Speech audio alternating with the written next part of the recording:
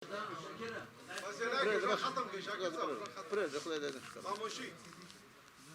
الله الرحمن الرحيم نحمده ونصلي على رسوله الكريم أما بعد أعوذ بالله من الشيطان الرجيم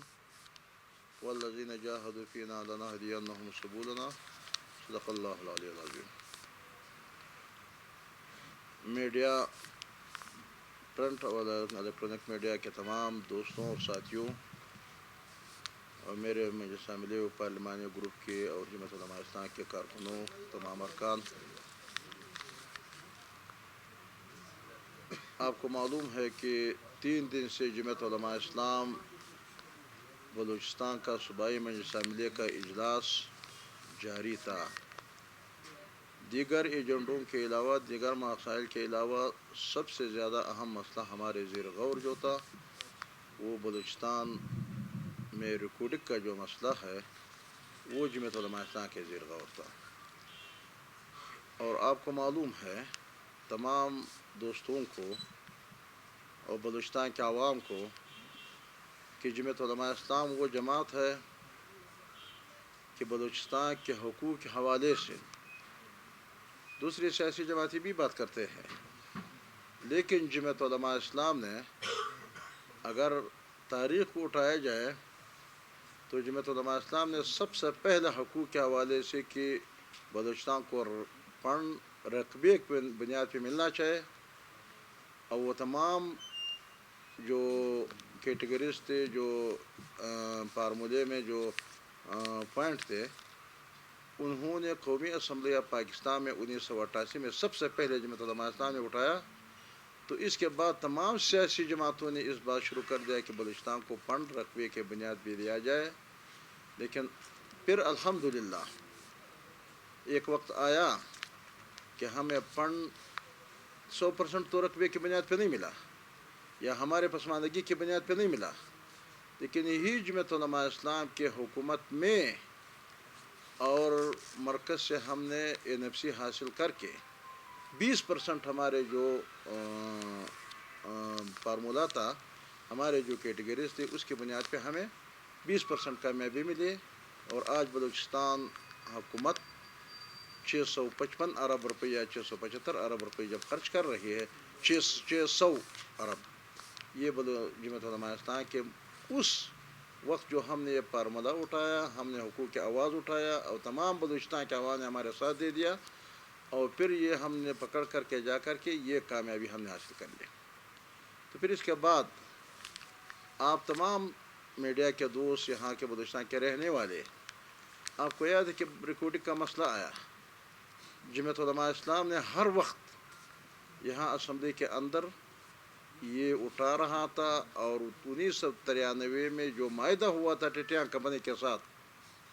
وہ جمعیت علماء اسلام نے انتہائی ظالمانہ اور غیر منصفانہ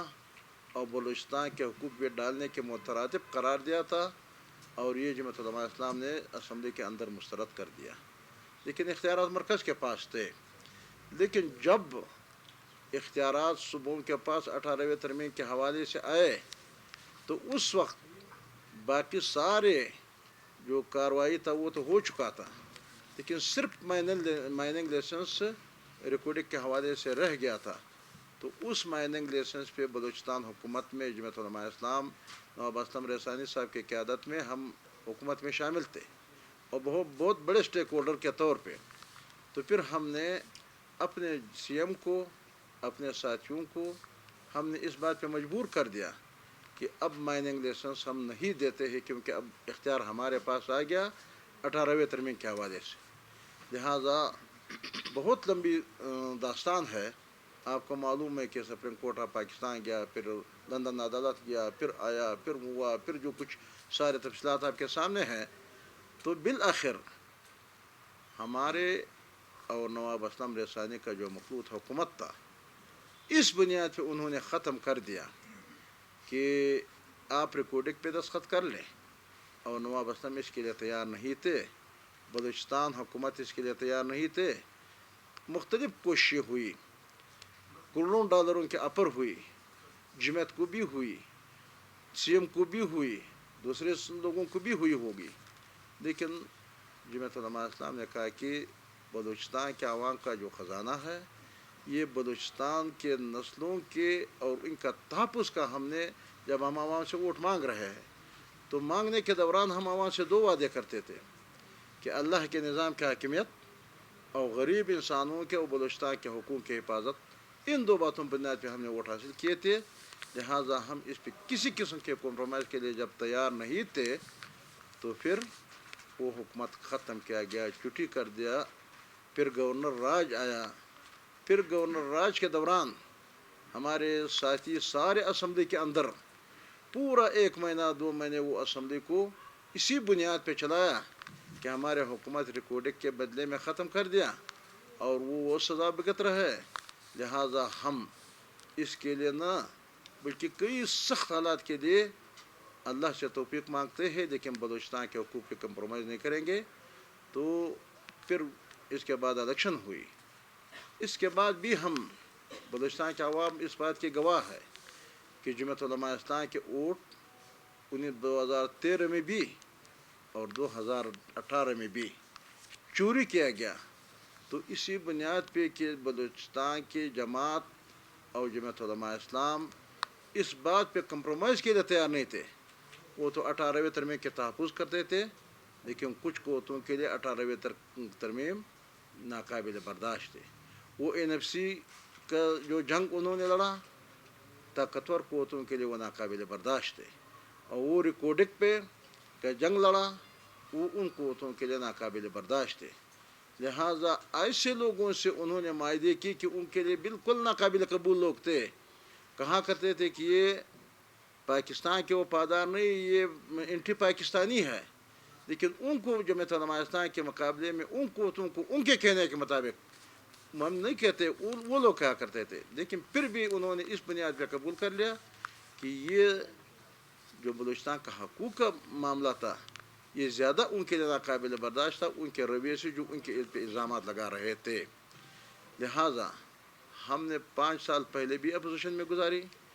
پھر ابھی 2018 کو بھی ہمارے ووٹ چوری کیا گیا. بھی بلوچستان دوسرے صوبوں میں تو دوسرے حالات ہوتے، لیکن بلوچستان میں ہمارے ساتھ یہی ہوا. اب کے بار جو یہ حکومت چل رہا ہے تو بدقسمتی سے بلوچستان میں اسی طرح ہوتا رہتا ہے کہ جب بلوچستان میں ایک تبدیلی آتے ہیں تو اس تبدیلی کے آنے والے دنوں میں اور اس کے اندر ایک بہت بڑے بحران آنے والے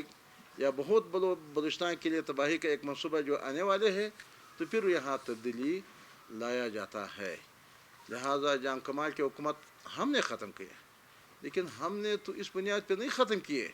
کہ جان کمال کی حکومت ہم ختم کر کے کوئی آ کر کے ریکارڈنگ کے سودا کر لیا، بلوچستان کے وسائل کے سودا کر لے. بلکہ جان کمال کا جو رویہ اپوزیشن کے ساتھ، اپوزیشن کے حلقوں کے ساتھ، جمہوری قوتوں کے ساتھ جو رویہ تھا وہ رویہ انتہائی نامناسب غیر جمہوری رویہ تھا. لہٰذا اس کے بنیاد پہ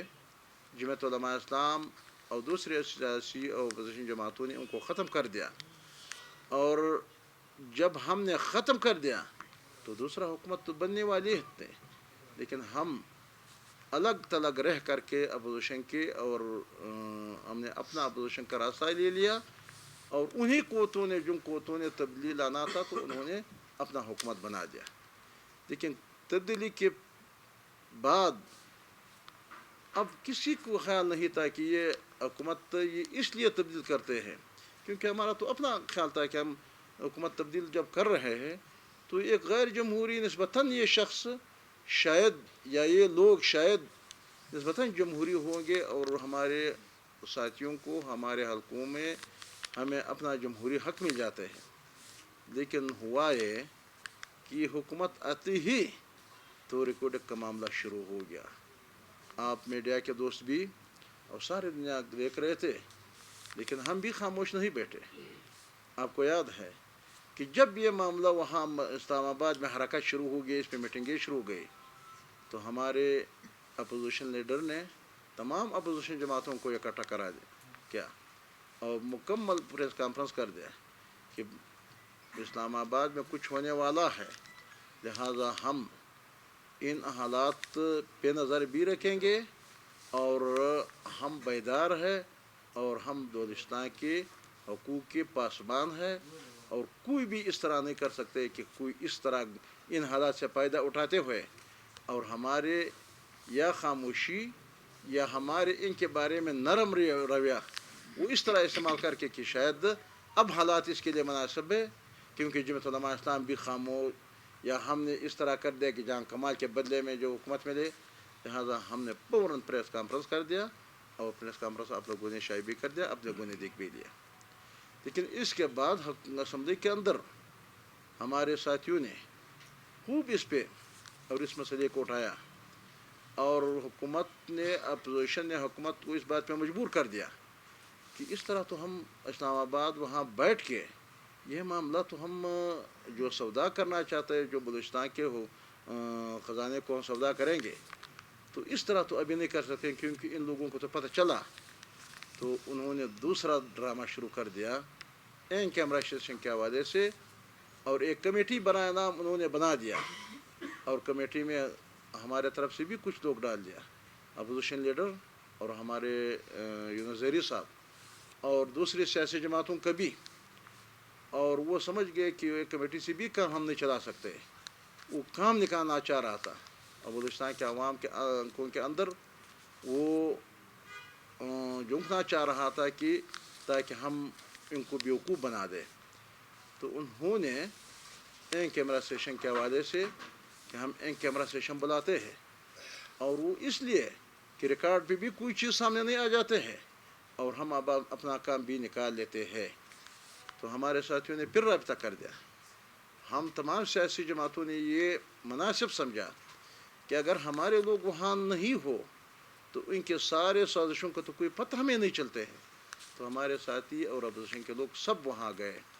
اور ان کے سارے باتیں ہم نے سن لیے، اور پھر وہیں پہ ہاؤس کے اندر ہمارے اپوزیشن کے لوگوں نے، ہمارے ساتھیوں نے ان کو مسترد بھی کر لیا، اور نہ صرف مسترد کر دیا بلکہ ان کے تمام سازشوں اور غلط ارادوں کا نشاندہی بھی کر دیا۔ اور اب اس کے بعد جب این کیمرہ سیشن ہوا اور انہوں نے تو اجلاس کر دیا، تمام سیاسی جماعتوں کو انہوں نے اکٹھا کر دیا، تو اس کے بعد جمعیت علماء اسلام نے یہ محسوس کر دیا کہ اب بلوچستان کے عوام کو کوئی پتہ نہیں ہے کہ وہاں این کیمرہ سیشن اور ان کے جو ارادے، ان کے جو نیت، ان کے بلوچستان کے بارے میں جو پہلے سے زیادہ خطرناک ارادے ہیں، تو اس